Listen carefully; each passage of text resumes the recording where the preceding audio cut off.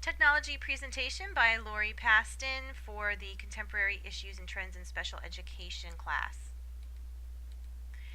The technology that we use in our class, my co-teacher and I use Play-Posit in our math class. How do we use it? We use Play-Posit to present teacher-created lessons in math to our 8th grade students. We teach about 75 students in small groups. There are 28 are identified as Tier 3 non-special ed and 45 special ed. The students log into our Blackboard Collaborate session. I teach in a cyber model.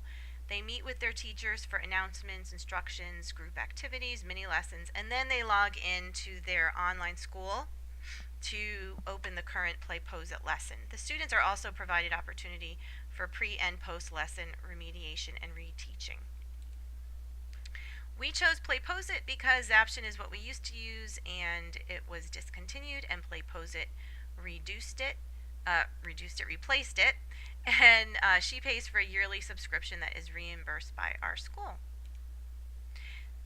We chose this technology because it's very flexible. It allows us to create a personalized lesson that includes a live teacher, a video of a teacher recording the lesson. And it provides an option for guided practice at the student's own pace. They can rewind, go to different checkpoints, revisit something they didn't understand. So we like that flexibility.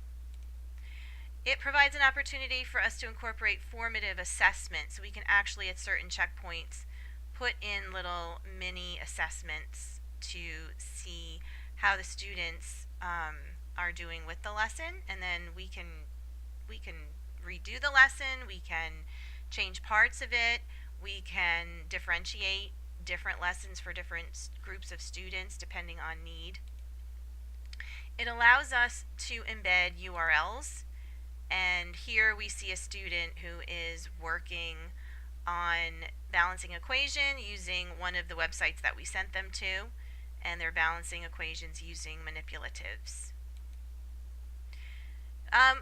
We also like it because it incorporates teacher-created manipulatives.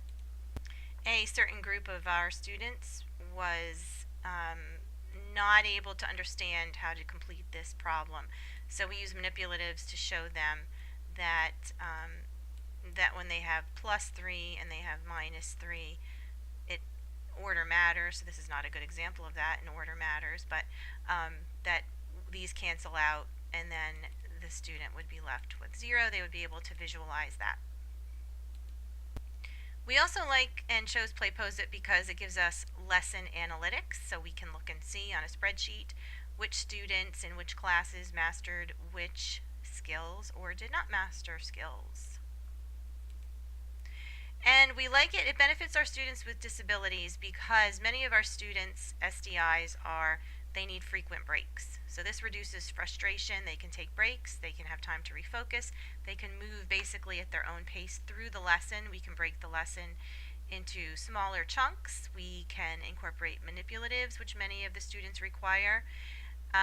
Many of them require extended time, differentiated instruction. We can change up the lesson and Play-Posit to meet the students' needs. It can incorporate charts and study guides, anything they might need to complete lessons. And it has a closed caption option, which is nice for our hearing impaired students. Technology in the classroom, the best practices, big idea. One of them is that a successful integration of technology should promote a seamless integration that provides students the opportunity to build a deeper understanding of content.